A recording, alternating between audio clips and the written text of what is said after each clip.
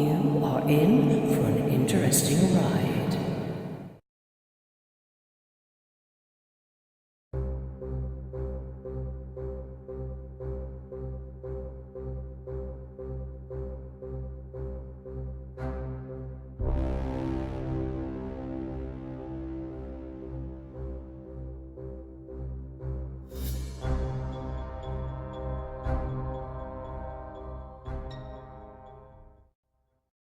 Hello and welcome to another Ammach Project Archive episodes. And this one, we're still on the Ammach in America series.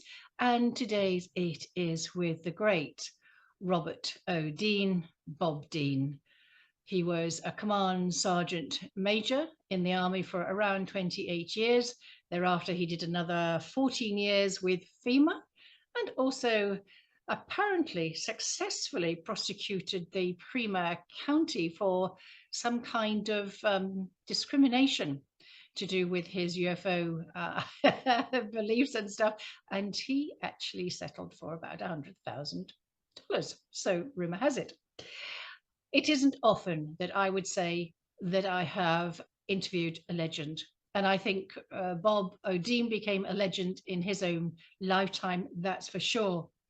He cites his breaking of his oath and secrecy down to the fact that he just believed that the people should know, and that his own contact with others from other planets or galaxies, he didn't say where they were from, but his face-on-face contact led him to believe that we have a glorious future awaiting once we've grown up out of the painful adolescent stage.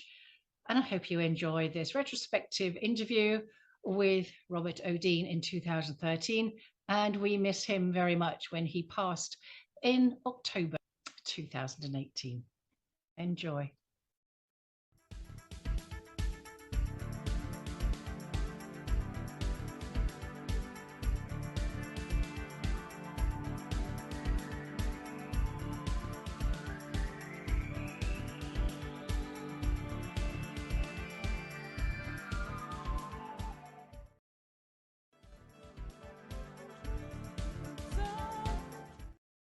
Hello and welcome to Ammach in America, the 22nd International UFO Conference, and we're here in sunny Arizona. It's wonderful. Now I have a very special guest and I'm absolutely delighted and honored to welcome Bob Dean. Bob, welcome. Thank you for spending some time with us. It's my pleasure, sweetheart. Thank you. I would just like to ask you about your initial experiences and how you got to your understanding of ET and the effect it's having on our planet and our governments. You're asking me to go back from to the beginning, honey, and we have to go back 50 years at least. I spent most of my adult life as a professional soldier. I spent 27 years on active duty in the Army, and I had the pleasure of being assigned to Supreme Headquarters, Allied Powers in Europe, in 1963. Which at that time was located just outside of Paris in France. So I went off to my new assignment in 1963. And what was your role in that assignment? Well, I was assigned, at the time I had a top secret clearance. And I applied for an assignment at SHAPE because it was rather a choice assignment. I was able to take my wife, children with me, and we went to Paris. My kids went to high school in Paris. And in the summer of 1963, I went off to SHAPE headquarters in Paris with a top secret clearance. At the moment I arrived, I was assigned to the operations division of SHAPE headquarters, and a further assignment to what we call SHOC, the Supreme Headquarters Operations Center, which was that time the war room. So my top secret clearance was upgraded to cosmic top secret, which was then and still is the highest level of security classification in NATO. I worked in the war room, and I was assigned to run the duty rosters in the war room, and we were on a shift, 10 and 12-hour shifts, 24 hours a day, 7 days a week. And it was during that assignment that I was exposed to a very top secret, sensitive SHAPE study called an assessment. And the assessment at the time was a study that they initiated in 1961. They published it in 63. And I got a copy and I was able to read it, and it changed my life. And what were the circumstances of you having access to this document? Well, I had a cosmic top secret clearance. I worked in the war room. And when they published the document, they only published 15 copies. And one of the copies was assigned to the Shape War Room, Shock. And because I worked there, I had a desk in there, I was exposed to the document. I had a chance to look at it, and it literally blew my lid. It changed my life. It was a 3-year study that NATO had done about the extraterrestrial presence. The fact that they were here, they'd been here for several thousands of years. The initial study was decided to determine whether they were or not a threat to Allied forces in Europe. And was there something that precipitated this report being made in the first place? Well, of course. One of the things that caused the big stir back then is that we in the Soviet Union, we had a divided Europe. The Iron Curtain had come down. We had the NATO forces on the left side, Western Europe. The Warsaw Pact and the NATO, or the Soviet forces, were on the eastern side. And there had been a number of flyovers of large circular metallic craft flying all over Europe in those days. Formation, very obviously under intelligent control. Now, for a time, the Soviets thought those objects belonged to us. And for a short time, we thought they might belong to the Soviets. Which could have caused a real issue. Well, it problem. could have posed a were armed to the teeth. The Warsaw Pact on the east and the NATO forces on the west. We all had our hands on the guns and fingers on the trigger. Yeah, World War III was moments away. So these objects flying all over Europe in formation at a high altitude, tremendous speeds, and obviously under intelligent control. So this NATO study was decided to determine what were they? Were they a threat to us? What were they? Who were they? We found out that they didn't belong to the Soviets, and the Soviets found that they didn't belong to us. So the big question was, who the hell are these guys? And this 3-year study indicated that they were extraterrestrials from several other planets, and they were here monitoring everything we did. Did they name the kind of planets that were involved? Did they have any honey. idea? In those days, they had no idea where they were from. All we knew during the study was that there were 4 different groups involved. They were all humanoid, but one group was entirely human. They looked so much like us that they could have sat beside us in a restaurant or in a theater or in an airplane, and we would have never known. How did they find out about these 4 different races? Was it a consequence of downed craft? Well, that kind of thing?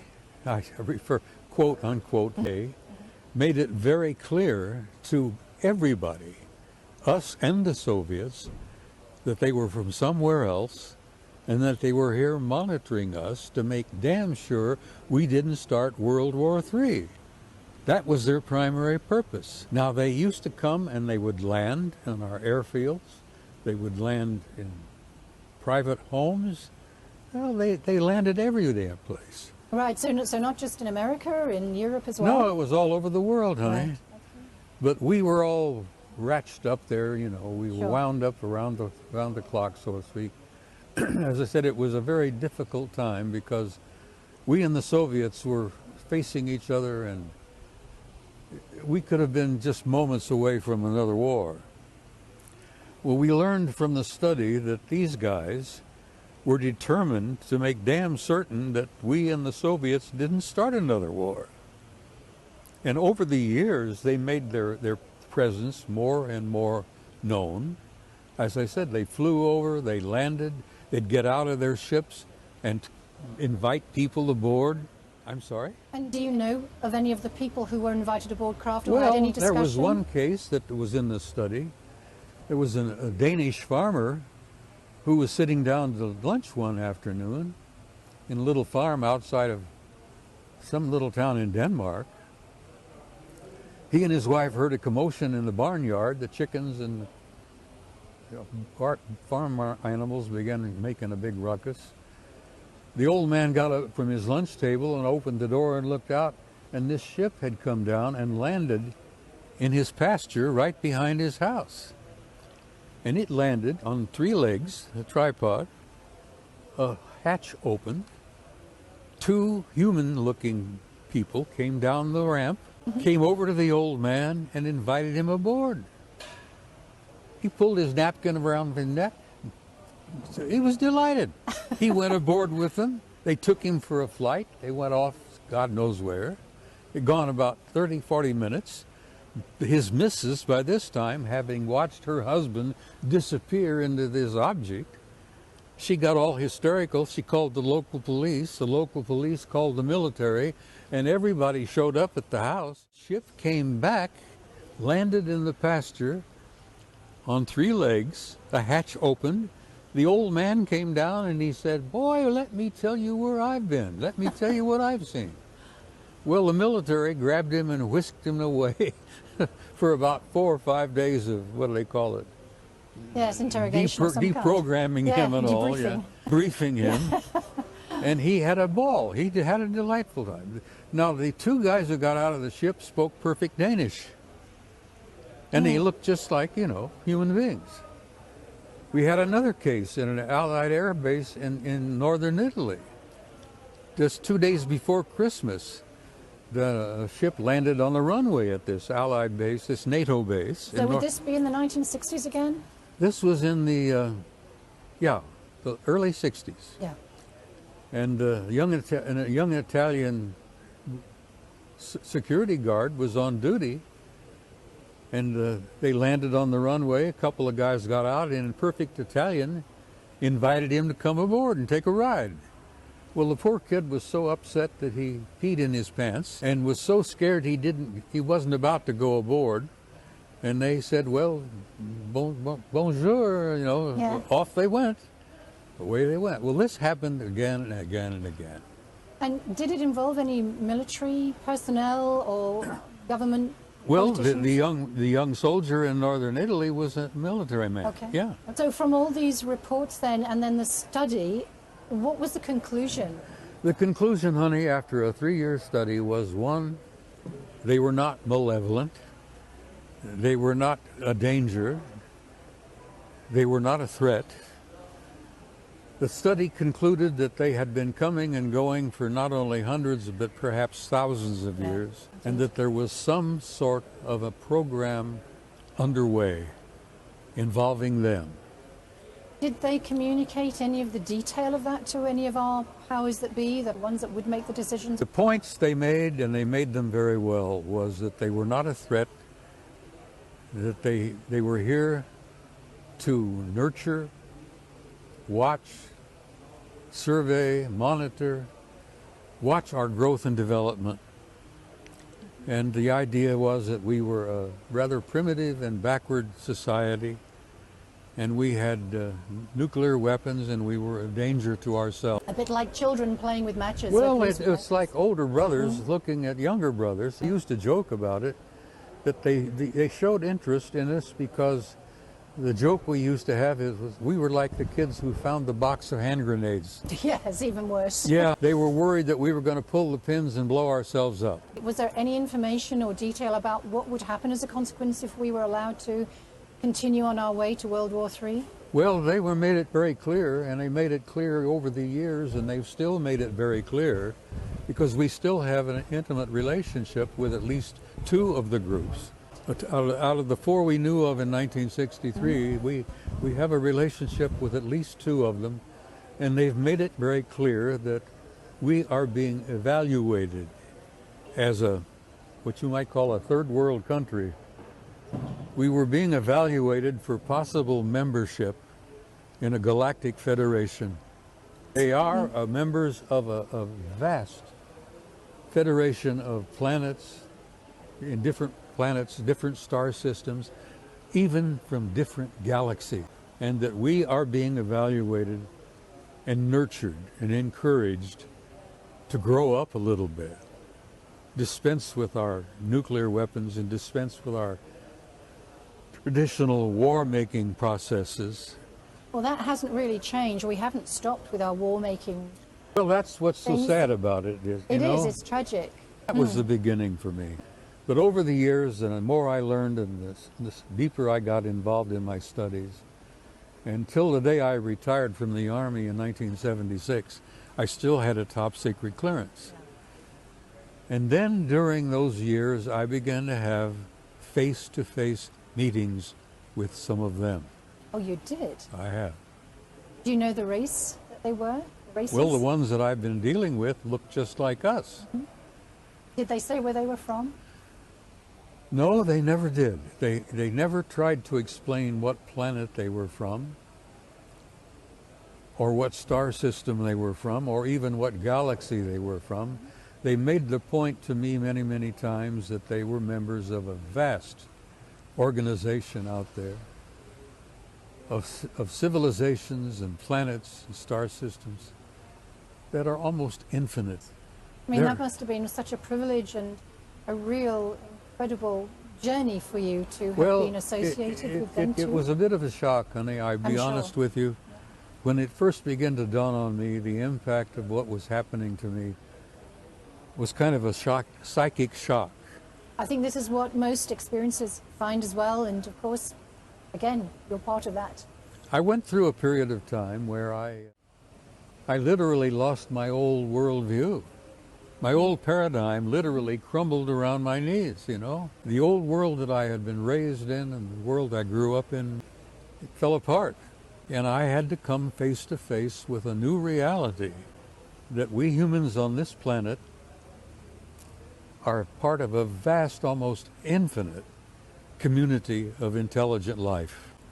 And apparently we are worthy of survival. That's good to know, and I wonder how that's going to be achieved. Well, you're seeing it take place every day. You'll notice that they have shown themselves more and more. They fly over cities, they hover over airports, they fly along beside our aircraft. We have alien ships in orbit around our planet that are over 5 miles in diameter. And our NASA people have photographed them. And I have shown photographs from Apollo 13 taken on the way to the moon, showing alien craft 5 miles in diameter. We also have photographs taken from the Voyager Enterprise in 1980 when we went to the rings of Saturn.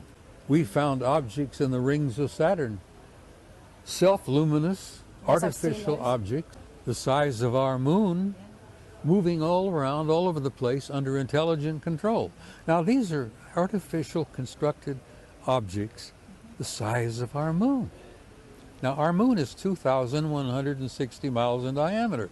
Now, can you imagine an artificial constructed object under self-control?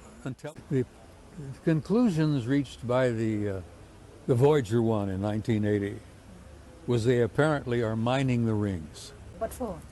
The rings are filled with ice, broken rock, and they're rich in nutrients, you know. Anything you could possibly want is in those rings. As I said, about 80-90% of them are water, but they apparently are mining those rings. Now, we're dealing, and I will say this bluntly, and this is the reason why the lid has come down. It's really why there is not going to be anything like a disclosure, because you cannot tell the average person out there that we're dealing with a type 2 civilization.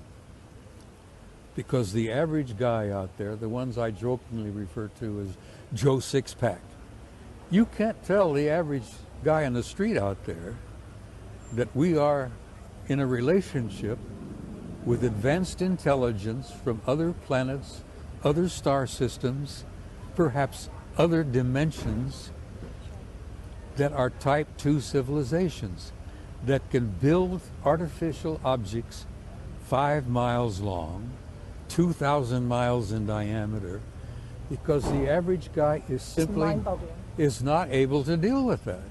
That's why our government, who knows most of this, has kept the lid on this thing for so many years. And after your time in the Army, were you still being asked by the Army to disclose what your connections had? After I retired from the Army, I went to work for FEMA, Federal Emergency Management Agency. I worked for FEMA for 14 more years. Right. Still kept my top secret clearance.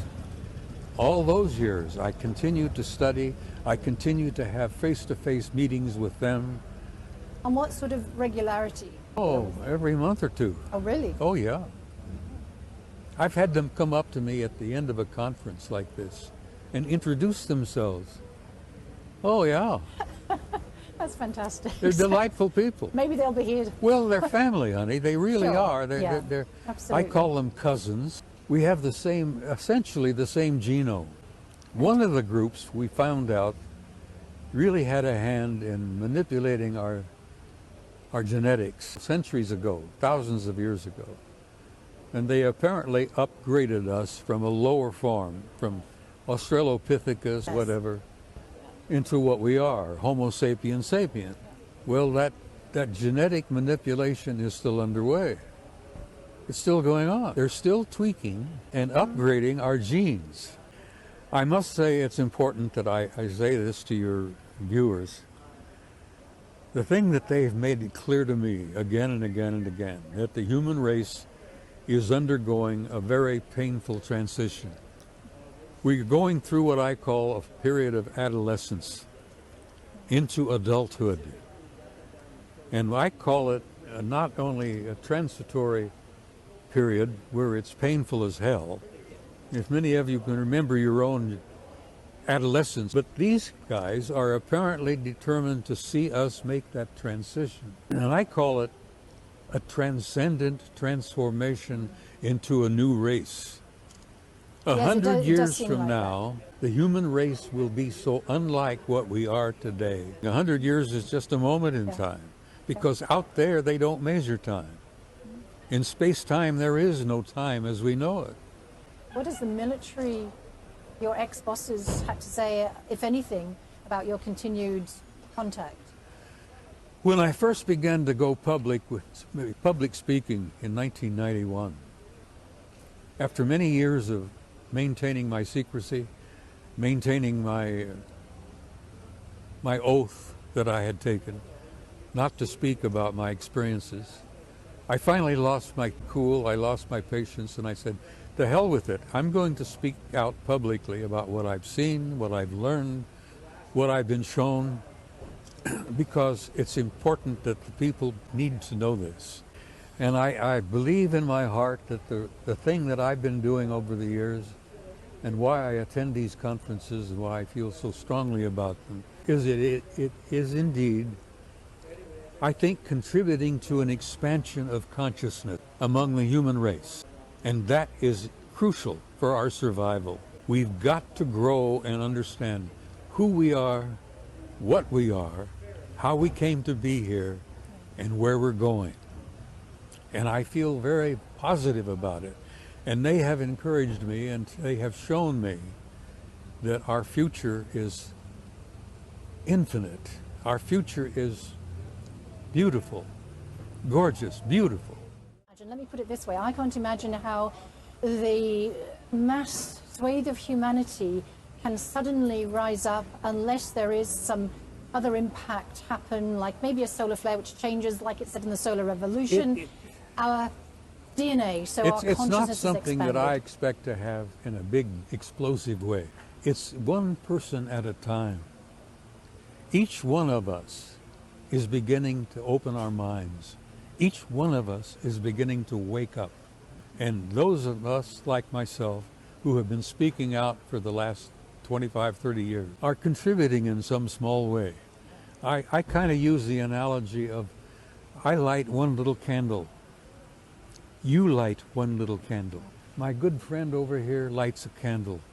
And if we all light one little candle, before long we have a conflagration. And we will, as a race, wake up, grow up, and with our expanded consciousness, we'll take our rightful place in that infinite universe filled with intelligent life. We are going to be invited to participate in that galactic civilization out there. And I get so excited about it because I'm not going to be around that much longer. I celebrate 84 years on Sunday. Congratulations. So I'm not going to be Fantastic. here to see this all happen. I'll be looking at you guys from the other side. We'll be waving. But I want to tell your viewers, this is something that's got to be kept in your mind. The human race is going to the stars.